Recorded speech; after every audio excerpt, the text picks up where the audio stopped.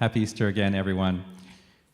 I've been thinking a lot this week about what Easter meant to me as a child and what it means now.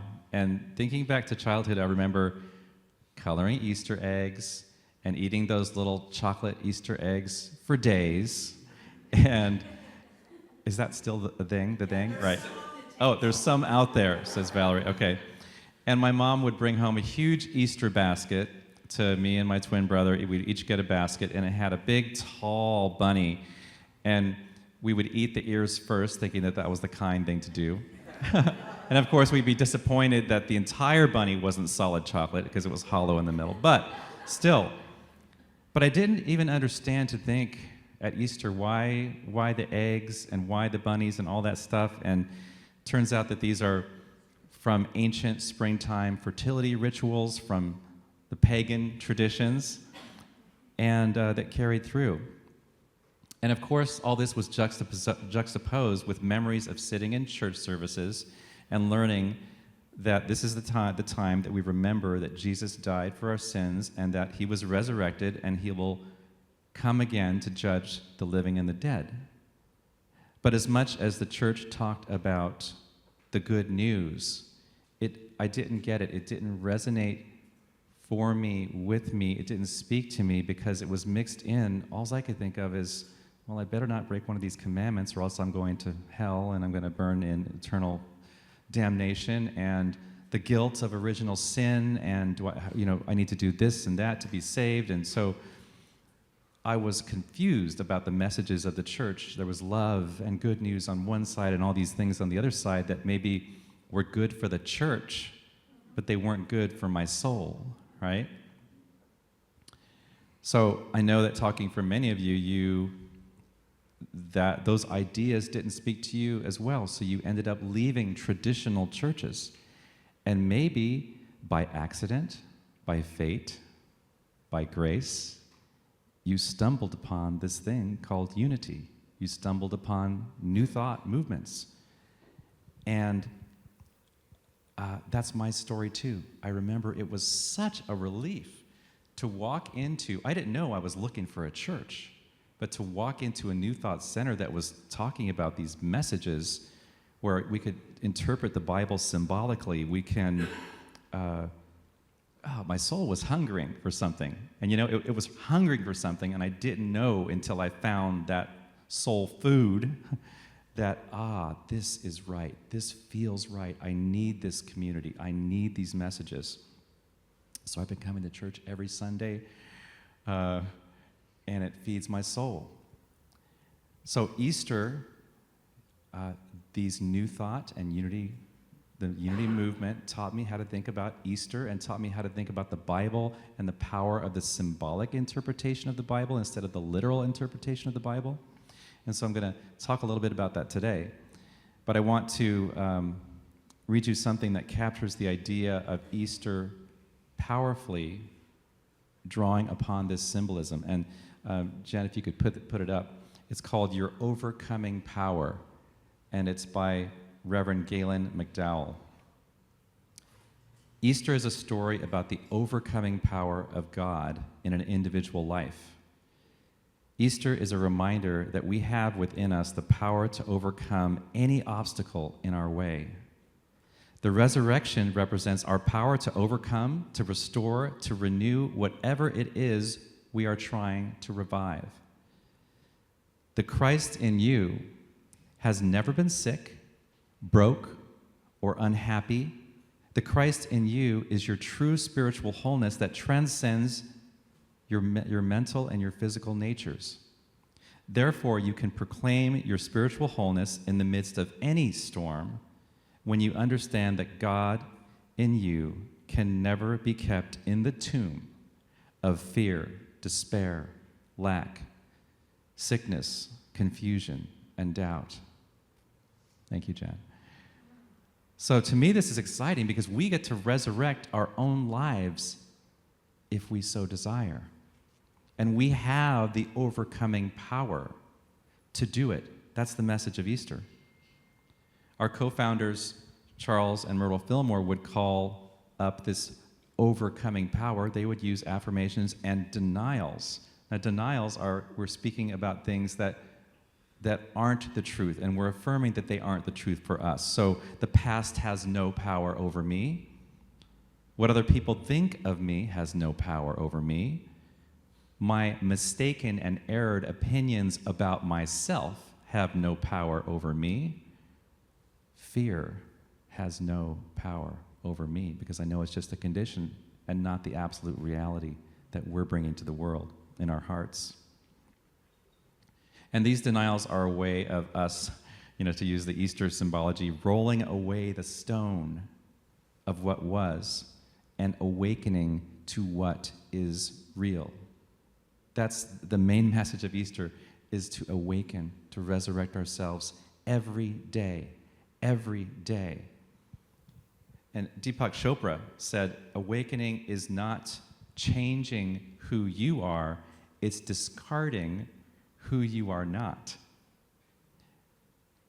Just like Michelangelo chipped away all the parts of the rock that were not the true David, you must chip away all the pieces of you that are not the true you until your magnificence is revealed. Now, I think we all have stories where we've resurrected ourselves. We've overcome so much in life.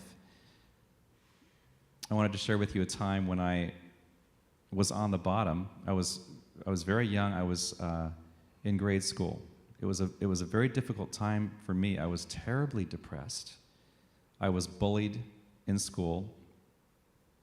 At the same time, my home life was not happy.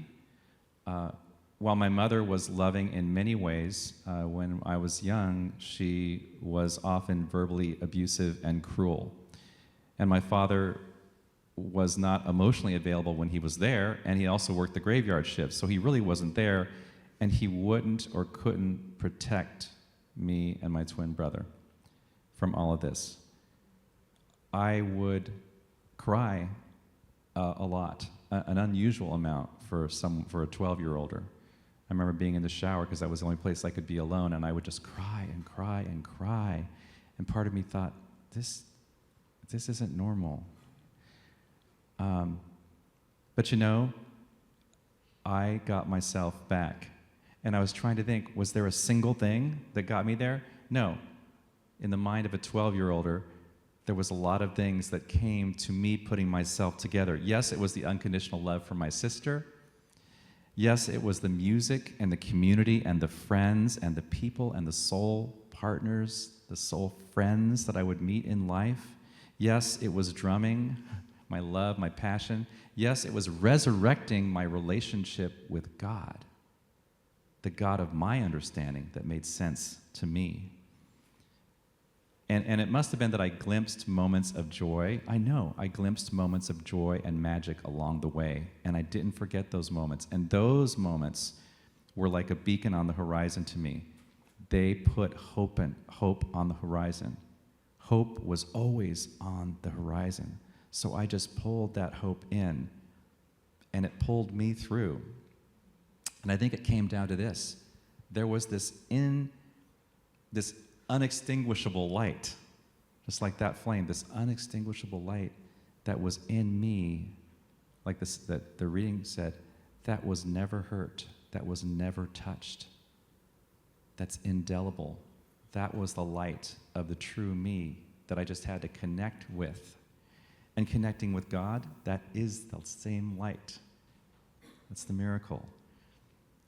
So I know that this power gradually returned me to my mom as an adult, and we healed so much of our relationship because she had found her own overcoming power. And I was thinking about so many people who could have been defeated, many people in this room, that you've experienced things that you could have just been defeated. You could have just shrunk from life. A few examples. I didn't know. Walt Disney, I just heard about all the good things, right? He had struggles with mental health. At the age of 9, his family, his dad got sick, and they had to pull the kids into working at 9 years old. They worked before school and after school. He had a verbally and physically abusive father. He dealt with bankruptcy. He dealt with mental health issues. In his early adult years, he was so impoverished that he had to eat dog food in order to have enough money to pay the rent. Now, these could have crushed him, but instead, he had a dream. In his mind, he dreamed of a place like Disneyland. He dreamed of all these characters. He dreamed of everything that brand would create. Thoughts create things. He had this overcoming power because he had something to give the world. Comedian Jim Carrey had a history of depression most of his life. As a teenager, his family experienced poverty and homelessness, and they lived in a tent for a great long time. But he bounced back using affirmations and visualizations. I tried to look. Does he attend Unity churches? Because have you seen some of his videos? They sound very, very New Thought. I would highly suggest looking at some of his videos, and the speech that he did for the graduation of Mumbai University is amazing spiritual. He's preaching. It's amazing stuff, but he had the overcoming power. One more example I'll share. Michael probably knows this. Beethoven was losing his hearing in his late 20s, and it progressed to deafness. He wrote the Ninth Symphony while he was deaf, and other pieces while he was deaf. He could have shrunk from life. He could have retreated from life, but this deaf person composed the Ninth Symphony with the overcoming power. So it's amazing. I come back to my mom. My dad died when he was 73. My mom was 70. And I just remember, gosh, how's Mom going to make it? Because she was just so reliant on him. She had a best friend in all the world. Her name was Loyola. She was the coolest lady. Her best friend. And, you know, some people have lots of best friends. My mom had the one best friend that was here at this level, and all the other friends were, Loyola was the friend. But Loyola died. She had a brain tumor, and she died 3 months after my dad died. So she didn't have my dad. She didn't have her best friend. But you know something? My mom, she overcame. She found her joy and lived for 25 years with that joy, 25 more years, until she was 95 years old. So she had the overcoming power. So I quote Unity Minister James Trapp when he says this: "The Easter story is a reminder that no matter what happened to us, it will not have the final word."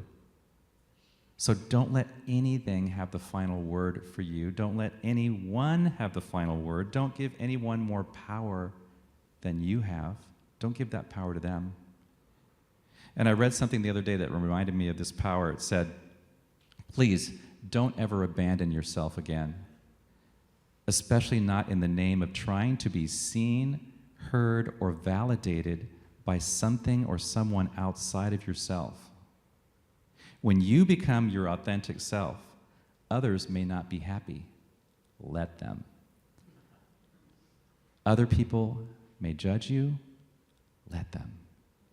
You will always fail if you try to measure your success using someone else's measuring stick. So this too is the overcoming power that we have. And furthering this idea, in the Bible, in Romans chapter 12, the Apostle Paul said, "Do not conform to the pattern of this world, but be transformed by the renewing of your mind." Now think about that today. We all chose to be here. We all chose to be here April 20th, 2025 on this planet, in this political climate, in this geopolitical condition. But do not conform to the pattern of this world, but be transformed by the renewing of your mind. That's why we come to church every Sunday, because we know if we don't have our sail, we're not going to be able to navigate our spiritual sail. We are not going to be able to navigate and glide through all this stuff. So we've got to do the self-work first. The spiritual work begins right here, because this is where the divine is, right here, not out there.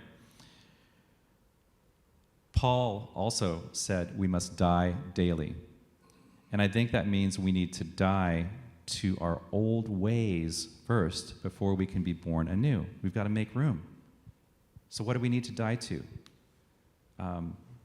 Charles Fillmore used truth statements to heal his leg, and I'm going to try a few of those right now. We're just going to do about 8 of them together.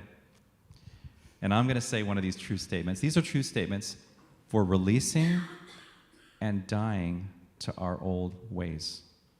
And so I say, I release the old and welcome the new. I release the old and welcome the new. Good. I release stress. I release stress. It will not be my physiological habit. It will not be my physiological habit. I release lack and limitation thinking. I release lack and limitation thinking. I release blame and shame. I release blame and shame. Fear has no power over me. The world condition has no power over my soul. I die to my old ways. I commit myself to my own resurrection. Right here and right now. And so it is. Thank you. And I close with this. And Michael's going to play in just a moment after I read this. I found this, at about midnight, and it was perfect. This was written by a Christian minister, and he reimagined the story of Jesus talking to his disciples. Jesus knew that his death was imminent and was preparing his disciples for that fact. And it turned out to be one of the greatest teaching moments of their time together. Jesus spoke to them and said it was time for him to leave. His friends were distraught upon hearing the news. They said in disbelief, "You can't go, Jesus. How do we carry on without you? What do we do?"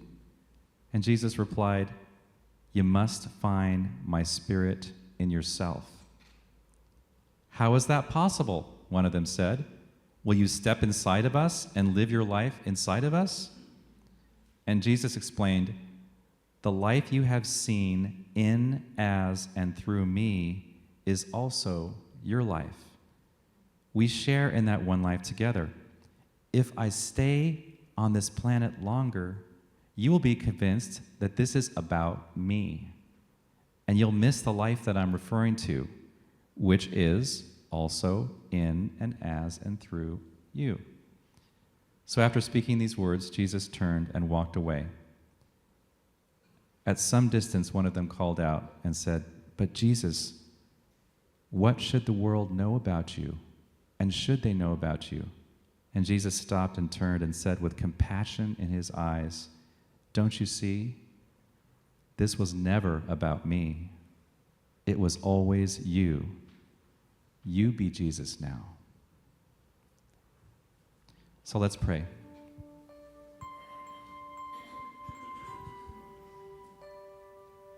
So today I'm remembering my power to overcome anything. I'm remembering that I can make everything new in this moment, and in the next moment, and in the next moment, as I count the blessings that are headed my way. My heart and soul are transformed knowing that nothing is impossible when I walk with the God in me. My heart and soul are transformed knowing that I have this overcoming power. So today I give myself away. I give my ego away. I give my fear away. I die to my old ways that no longer serve the highest and best, wise sage that I am. So I resurrect myself I give a great blessing to this community. I give a great blessing for everything. It's happening right now. And so it is.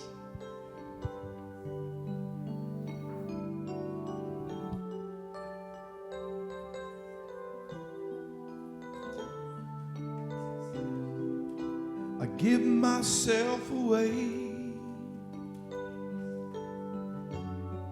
I give myself away so you can use me. I give myself away. I give myself away so you can use me. I give myself away.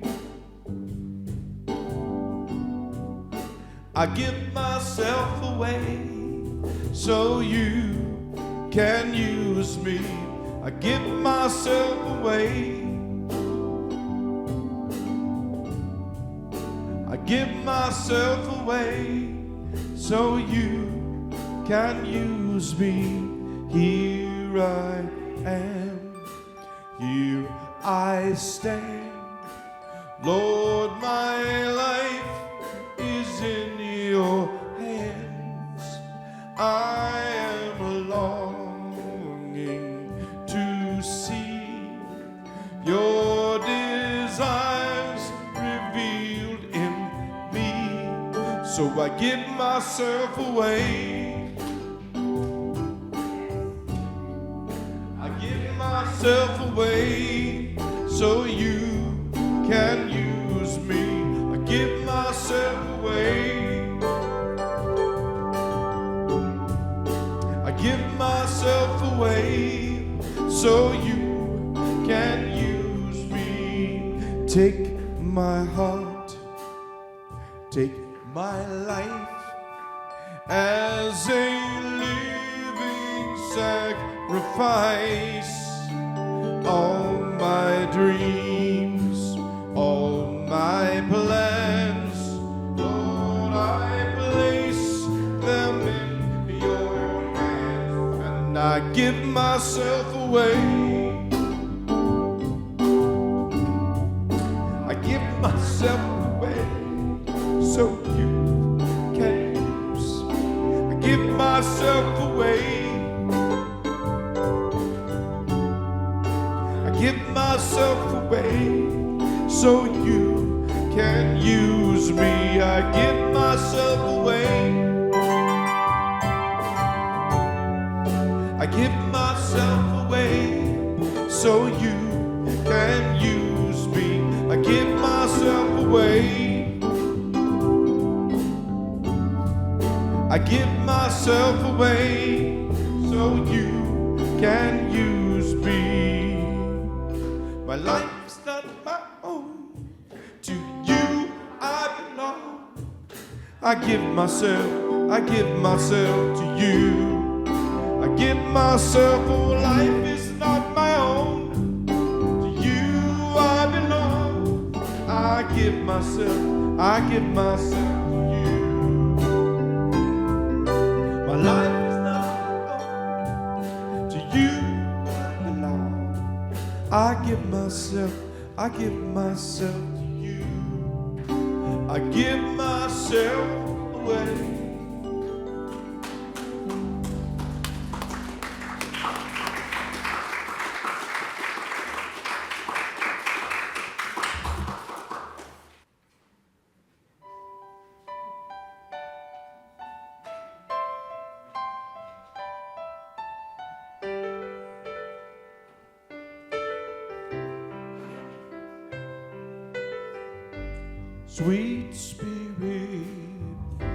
Sweet Spirit, take over this place. Take over this place. Sweet Spirit,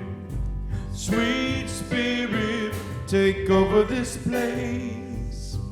Take over this place.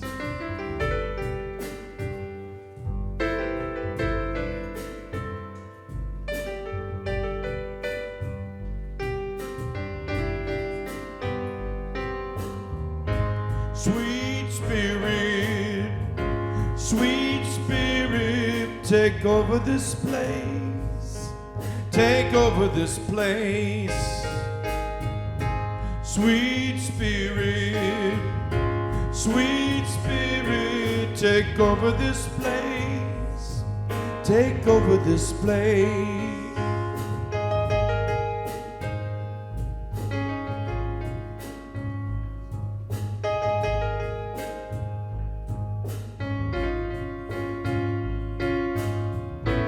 Mighty Spirit, mighty Spirit, take over this place. Take over this place. Mighty Spirit, mighty Spirit, take over this place. Take over this place. Mighty Spirit, mighty Spirit, take over this place. Take over this place. Mighty Spirit, mighty Spirit, take over this place. Take over this place. Take over, take over, take over, take over this place. Take over, take over, take over, take over this place. Take over, take over, take over, take over this place. Take over, take over, take over, take over this place. Take over, take over, take over, take over this place. Take over, take